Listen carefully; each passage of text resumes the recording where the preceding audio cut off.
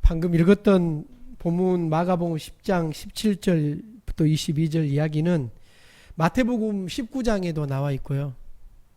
누가복음 18장에도 동일하게 그렇지만 약간씩 다르게 나와 있습니다. 그래서 마태, 마가, 누가복음을 공간복음이라고 그러는데 이야기의 형태는 비슷비슷합니다. 우리는 이 세 본문을 참고하면서 이 이야기 속에 등장하는 한 사람에 대한 정보를 찾아보고 예수님과 어떤 일이 있었는지를 좀 따라가 보도록 하겠습니다. 마가는 영생에 대해서 예수님께 질문하는 진지한 한 사람에 대해서 이야기를 소개하고 있습니다. 지금부터 이 사람에 대한 정보, 인물에 대한 퍼즐을 좀 한번 맞춰보도록 하겠습니다. 자, 마가복음 좀 먼저 볼까요? 10장 말씀, 17절 말씀 보면 예수께서 길에 나가실 때 뭐라고 되어 있습니까? 한 사람이 달려왔다고 이렇게 되어 있습니다. 그리고 자, 최대한 빨리 한번 찾아봅니다. 마태복음 19장을 한번 찾아봅니다. 마태복음 19장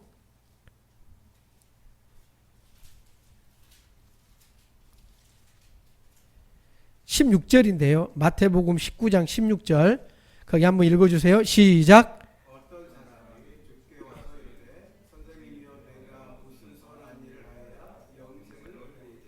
예, 어떤 사람이, 한 사람이, 어떤 사람이.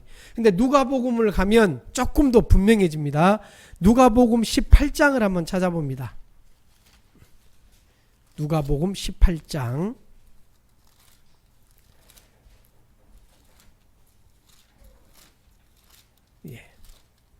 누가복음 18장 18절이죠.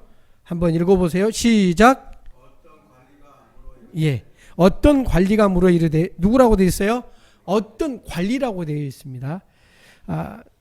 그리고 또 하나 알아볼 수 있는 표현이 마태복음 19장 20절입니다.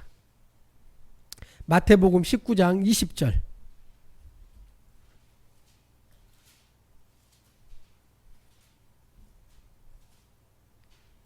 찾으셨는가요? 예, 19장 20절 한번 읽어주세요. 시작.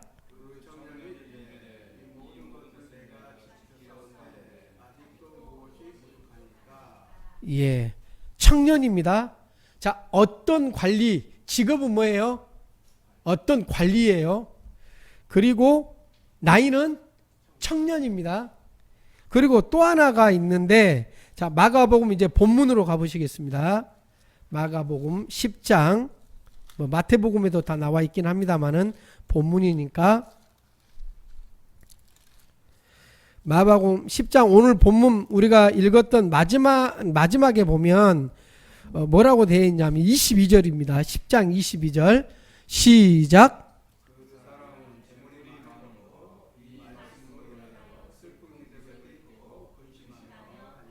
뭐가 많아요? 재물이 많습니다.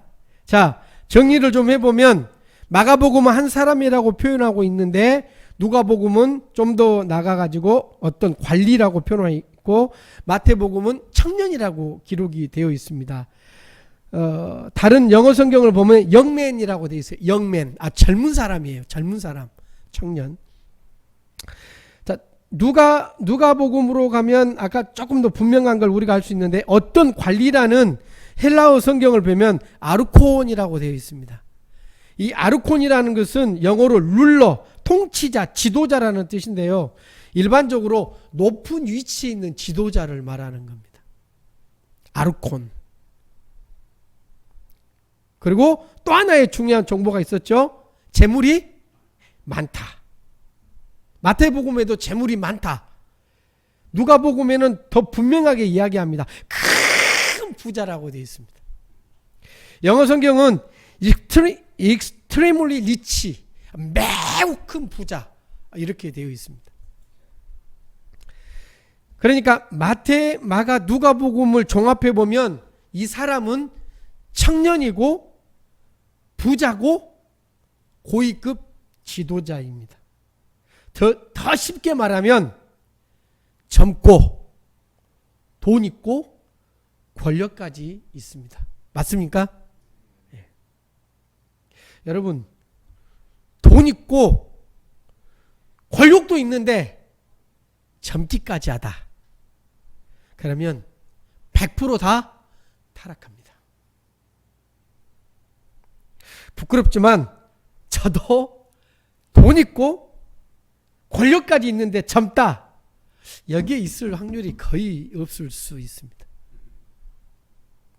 그런데 놀라운 것은, 여러분 정말 놀라운 것은, 우리는 이 예수님 앞에 와가지고 영생을 물어보는 이 사람의 이야기의 결론을 알고 있어서 선입견을 가지고 이 사람을 평가할 수 있습니다. 근데 여러분, 선입견을 가지지 말고 이 성경에 기록되어 있는 팩트, 이야기 그대로 따라가 보시기에, 놀라운 것은 젊고 돈 있고 권력까지 있는데, 오늘 본문 보세요. 오늘 본문 보면, 자 10장 17절 자 보겠습니다. 예수께서 길에 나가실새 한 사람이 뭐예요? 달려와서 꿇어 앉아 묻자오되. 꿇어 앉았어요. 젊고 돈 있고 권력까지 있는데, 고위급 지도자인데 지금 누구에게 무릎을 꿇어요? 예, 갈릴리 촌, 그 당시에 이 갈릴리에서 온 배움도 일천한 그런 젊은 청년 예수에게 무릎을 꿇었어요. 겸손하기까지 하죠. 여러분, 이런 사람 드뭅니다. 그리고 이런 겸손함이 그냥 나오는 게 아니에요.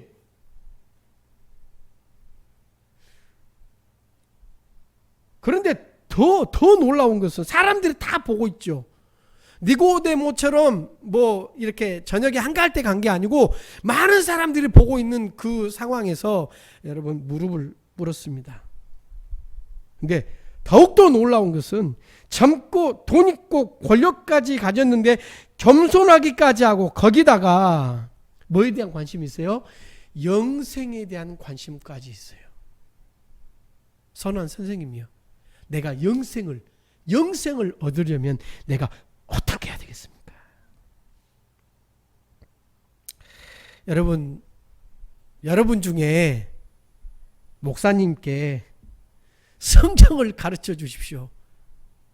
무릎 꿇고 성경 가르쳐 달라고 무릎 꿇어 보고 계신가요? 혹시 나에게 성경을 가르쳐 주십시오.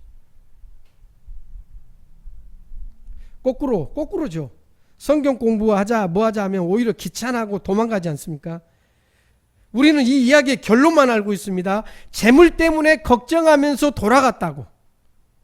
여러분, 이 구원받는 것을 조건으로 따지면 성경에서 이 부자, 관원, 청년은 두 번째라면 서러워할 정도입니다. 완벽한 걸 갖추고 있어요. 젊고 돈 있고 권력도 있는데 겸손하고 영생에 대한 관심까지 가지고 있다면, 이 정도면 오늘 이 예배에 참석한 사람 중에 그 어느 누구도 이 사람을 능가할 분은 없습니다. 또 한 가지 놀라운 사실은, 예수님께서 어떻게 해야 영생을 얻을 수 있는가 말씀하시는데, 자 여러분 한번 보겠습니다. 18절부터 예수께서 이르시되 내가 어찌하여 나를 선하다 일컫느냐? 하나님 한 분 외에는 선한 이가 없느니라. 자, 내가 계명을 안 하니 살인하지 말라, 간음하지 말라, 도둑질하지 말라, 거짓 증언하지 말라, 속여 빼앗지 말라, 네 부모를 공경하라 하였느니라. 20절 한번 읽어주세요. 시작.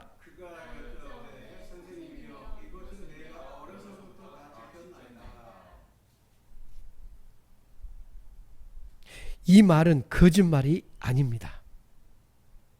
정말입니다.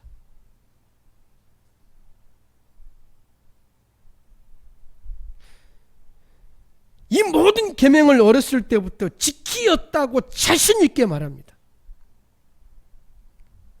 어떤 사람이 이 사람에게 손가락질할 수 있습니까?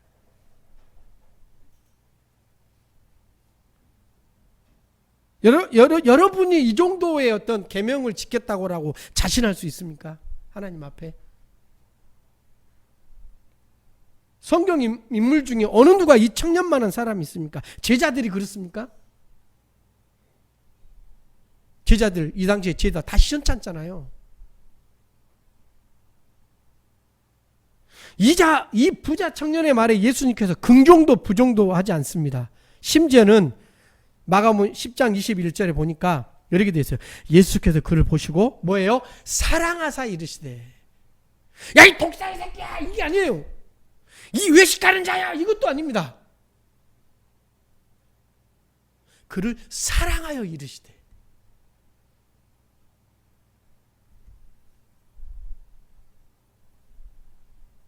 그런데 예수님께서 뭘 하시냐면 내게 아직도 뭐가 부족한 것이 있어요? 몇 가지요? 몇 가지요? 여러분들은 몇 가지 부족하신가요?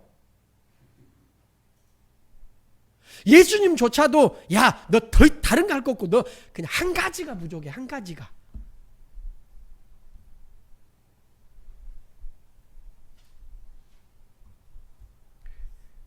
여러분 하나님 앞에 한 가지만 부족하십니까? 저는 부족한 것은 말할 것도 없고 이렇게 고백합니다. 주여 나는 죄인입니다. 나를 떠나소서.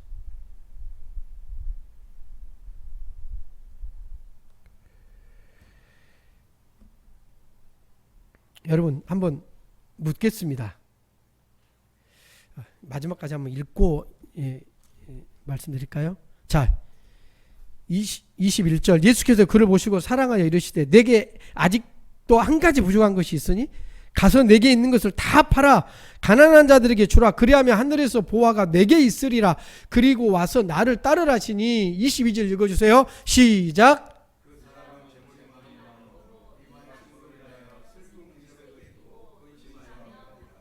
여러분 이 부자 청년이 근심하며 돌아간 이유는 재물을 팔아 가난한 자들에게 나눠주라는 이 말씀에서일까요? 아니면 나를 따르라 이 말씀일까요?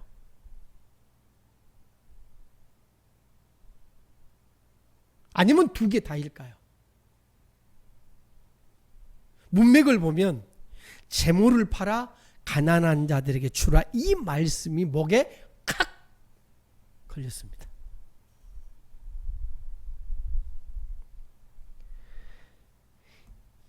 이 부자 청년의 마음속에는 그동안 전혀 갈등을 일으키지 않았던 두 가지의 마음이 있었습니다.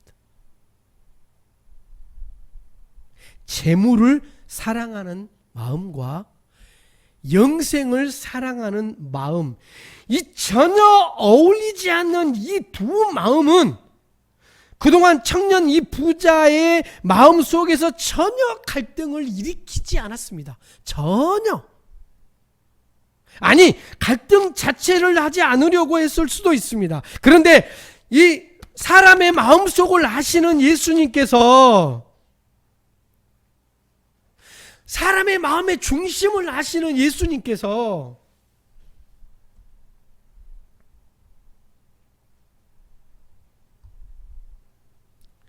이 청년 부자 마음속에서 그동안 전혀 갈등을 일으키지 않았던 이 두 마음을 정면으로 팍 하고 충돌시켜버립니다.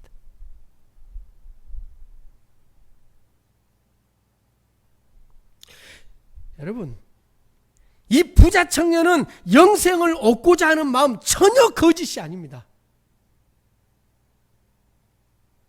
영생을 사랑하는 마음이 진심이에요. 진심. 그러나 재물을 사랑하는 마음도 뭡니까? 진심입니다. 예수님은 이 부자 청년 마음속에 존재하는 결코 양립할 수 없는 두 진심을 정면으로 팍 하고 충돌시켜버린 겁니다.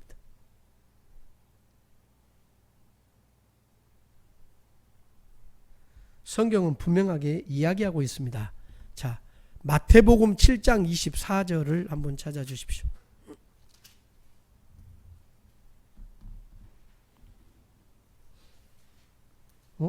마태복음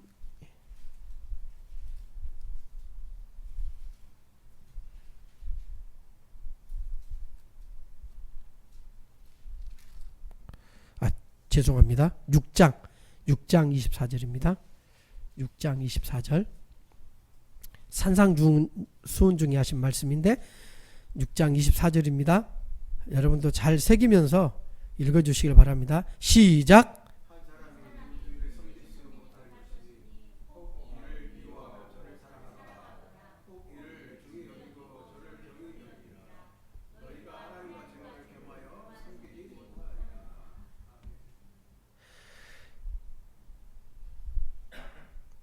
우리 마음 속에는 수많은 진심들이 존재하고 있습니다. 여러분, 부모님을 사랑하는 마음 진심입니까? 거짓입니까? 진심이죠.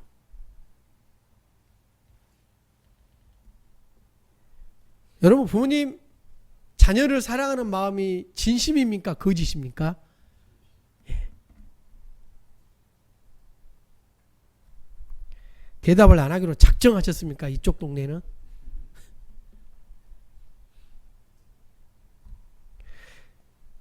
여러분, 돈 사랑하십니까? 예. 그것도 진심입니다. 거짓 아니에요. 나는 돈이 너무 미워. 돈 정말 너 미워할 거야. 막 돈 막 싫어해. 나 하나님 돈을 싫어하게 해주세요. 그렇게 기도하는 사람 없습니다. 다 저도 좋아요. 돈을 거짓으로 사랑하는 사람 없습니다. 진심입니다. 친구를 향한 마음도 거짓이 아닙니다. 진심입니다. 그리고 여러분 묻겠습니다. 하나님도 사랑하십니까? 하나님도 사랑하십니까? 하나님도 우리는 사랑합니다. 하나님도 사랑합니다. 내 마음속에 존재하는 수많은 진심 중에 하나님도 한 진심입니다. 맞습니까? 예. 여러분, 아니죠? 아니죠. 마태복음 22장 37절에 예수께서 이르시되 내 마음을 다하고 목숨을 다하고 뜻을 다하여 주 너의 하나님을 사랑하라 하셨으니, 영어 성경은요, all your heart, all이요, all your heart, all your soul, all your mind. 제가 잘 안 되는 중국어인데도 좀 한번 해볼게요. 耶稣对他说你要尽心尽性尽意爱主你的神. 전부요, 전부. 여러분, 진심은 하나가 아닙니다. 우리의 마음속에는 수많은 진심들이 존재합니다. 그러나 전심은, 전심은 하나의 대상에게만 해당되는 것입니다. 여러분, 우리가 하나님을 사랑하지 않는 게 아닙니다. 하나님을 사랑하기 때문에 성경도 쓰고 성경도 읽고 예배도 드리고 헌금도 하고 기도도 하고 봉사도 하고 힘써서 그렇게 합니다. 하나님을 사랑하지 않으면 이렇게 할 수가 없어요. 여러분이 하나님을 믿고 하나님을 사랑하지 않으면 주일날 왜 힘들게 여기에 앉아 있겠습니까? 그런데 하나님만 사랑하는 전심의 사랑이 아니라 수많은 진심 중에 하나, 내가 사랑하는 많은 진심 중 하나로 하나님도 사랑하고 있다면 부자 청년하고 똑같은 겁니다. 부모님도 사랑하고 얘들도 사랑하고 친구도 사랑하고 일도 사랑하고 돈도 사랑하고 하나님도 사랑하고. 부자 청년 마음속에 전혀 갈등을 일으키지 않았던, 아니 일으키고 싶지 않았던 그 두 진심,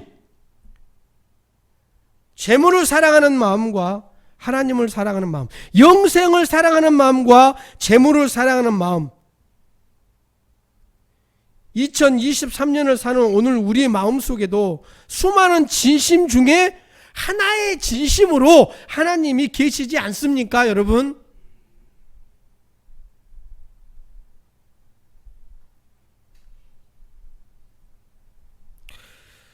7주년 창립 예배인데 위로하고 격려하는 말씀을 준비해야 될까? 아니면 정말 성경이 우리에게 가르쳐주는, 이제는 7주년이기 때문에 여러분들에게 좀 무거운 주제로 설교를 할까 고민을 했습니다. 전심의 사랑, 오직 한 분 하나님에게만 전심의 사랑으로 사랑하지 않는다면 우리는 그 어느 누구도 제대로 사랑할 수가 없습니다. 예수님께서 내 부모나 자식을 나보다 사랑하는 자는 내게 합당치 않다고 말씀하셨습니다. 여러분, 자식이 부모님을 사랑하는 게 뭐의 잘못입니까? 부모가 자식을 위해 헌신하고 사랑하는 게 뭐의 잘못입니까? 그런데 예수님께는 내 부모나 자식을 나보다 사랑하는 자는 내게 합당치 않다 그렇게 말씀하십니다.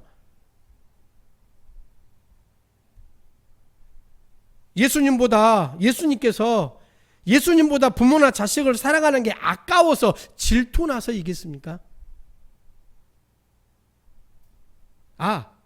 하나 또 추가할게요. 요즘에 사랑하는 게 너무 많은 게 반려견, 이 반려묘, 사람보다도 더 사랑받고 부모보다도 더 사랑받고 자식보다도 더 사랑하는 이 개, 고양이들, 그거 사랑하는 게 안 입고 와서 그러시겠습니까? 그런데 오늘 우리는 사랑하는 진심이 너무 많아요. 하나님 역시도 그 많은 진심 중에 하나일 뿐입니다. 여러분, 사람은 무슨 말을 하느냐가 중요하지 않습니다. 결정적일 때 엎어지는 곳에 마음이 있는 거예요. 이 청년이 영생을 사랑하는 마음과 재물을 사랑하는 마음, 예수님을 만나기 전에 이게 전혀 갈등을 일으키지 않았는데 이 두 세계를, 이 두 진심을 탁 충돌시켜 버리니까 어디로 결정적일 때 어디로 엎어져요? 재물적으로 엎어지는 겁니다. 이 두 진심이 딱 충돌했는데 결정적일 때 근심하며 돌아가 버린 거예요. 그러면 이 부자 청년의 마음은 어디가 있는 거예요? 재물에 가 있는 거예요. 그걸 본인도 몰랐어요.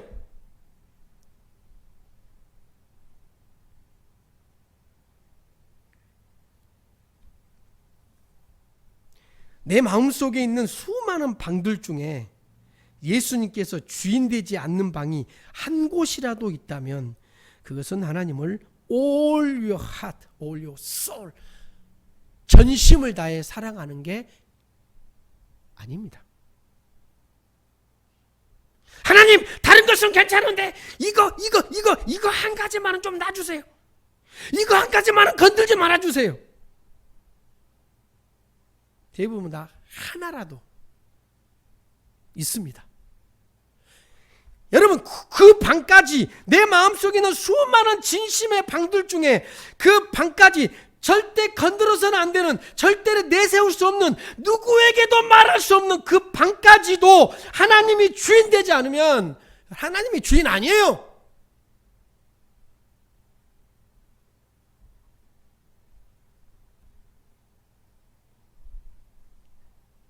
그곳까지 하나님께서 주인 되지 않는다면 하나님께서 우리의 주인일 일 없고 하나님을 100% 사랑하는 것이 아닙니다. 여러분, 내 부모나 내 자식이를 나보다 더 사랑하지 않는 자는 내게 합당치 않다는 말은 그렇게 사랑하는 게 아니고서 질투가 아니고, 하나님을 정말 사랑할 때 그 사랑으로 부모님을 제대로 사랑할 수 있고, 하나님을 사랑하는 그 사랑으로만이 자식을 제대로 사랑할 수 있는 겁니다.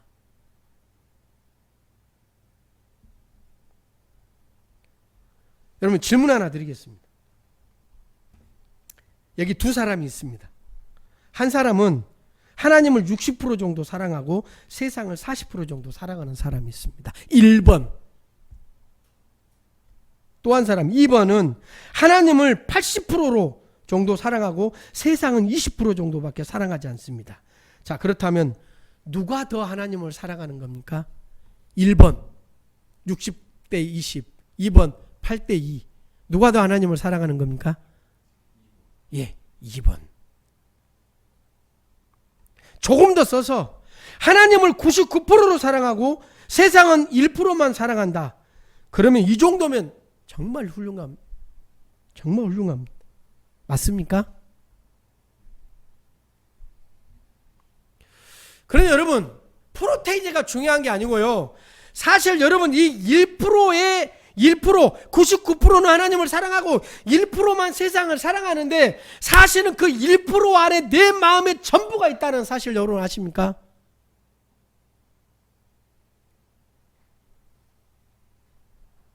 여러분의 이해를 돕기 위해서 한 가지 이야기를 좀 하나 하고 말씀을 정리하려고 합니다.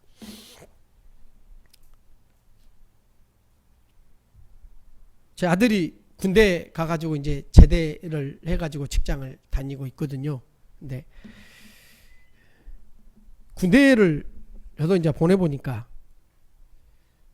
휴가 갔다가 휴가 오면 한 9박 10일 이렇게 휴가 이제 얻어가지고 오고 10박 11일 막 이렇게 얻어 오는데 시간이 엄청 빠른 것 같아요. 금방 온 것 같아요. 금방 가버려요. 되게 그게 아쉽더라고요. 이렇게. 근데 본인의 시간은 저보다 더 빠른 것 같아요. 한 군인이 휴가 갈 날만 기다리고 있었습니다.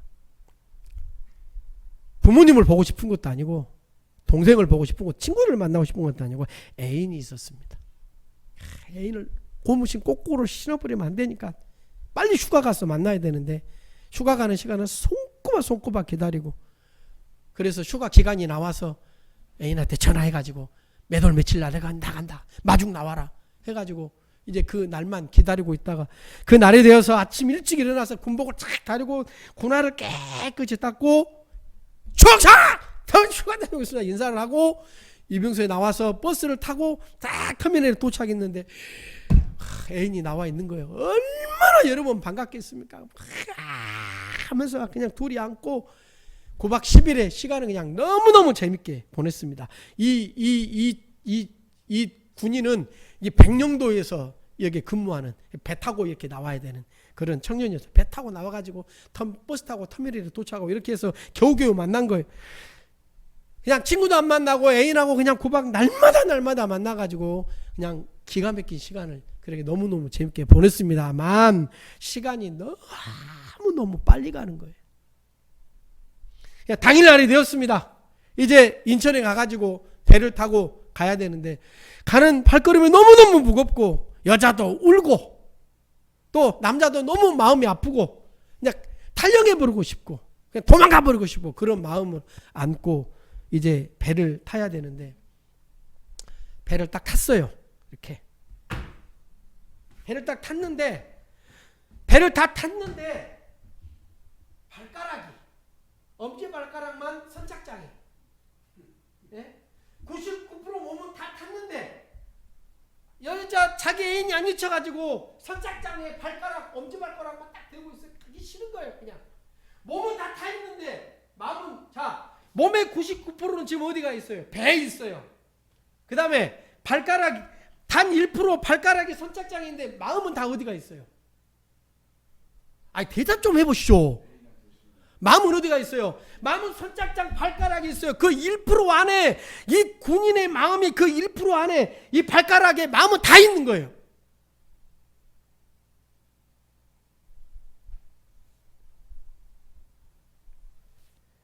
우리 삶 속에 다 있습니다.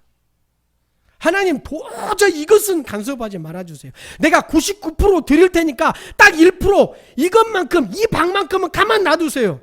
이 방만큼 내가 주인 될게요. 그 1% 안에 여러분 우리 마음에 100%가 있다는 사실입니다. 여러분이 몸이 지금 여기에 다 나와 있는 게 중요한 게 아니고 여러분의 마음이 여기에 와 있냐 이거예요. 여러분의 마음이 다른 데가 있으면 여러분의 마음은 100% 거가 있는 겁니다.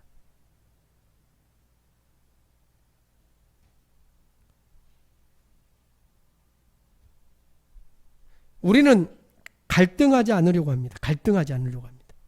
갈등을 일으키고 싶지도 않아 합니다. 나이스하게. 좋은 게 좋은 거니까. 하나님 너 사랑하고 세상 너 사랑하고 영생 너 사랑하고 재물 너 사랑하고 얼마나 좋아요. 하나님 사랑하지 않는 게 아니라니까요. 그래 하나님이 오늘 우리에게 원하는 것은 네가 전심으로 나를 사랑하냐 이거예요. 네가 가지고 있는 수많은 진심 중에 하나냐 아니면 네가 전심 중에 네 방에 있는 모든 방의 주인이 나냐 아니면 99개 방은 나여도 그 나머지 1% 안에 네 마음에 100%가 있는데 그 방까지 내가 주인 돼야 네가 진짜 나를 100% 사랑하는 거라고 말씀하시는 거예요. 여러분, 그런 사람들이 교회에 있다면, 하나님을 전심으로 사랑하는 사람들이 교회에 있다면 오늘 교회들이 욕을 먹겠습니까?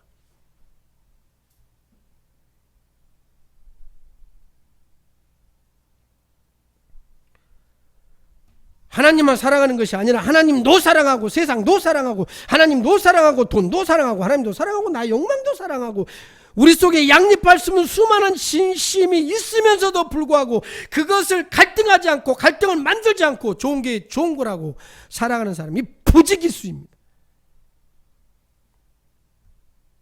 여러분, 하나님만 사랑하십니까? 하나님도 사랑하십니까? 하나님을 사랑하는 마음이 진심이십니까? 아니면 전심이십니까?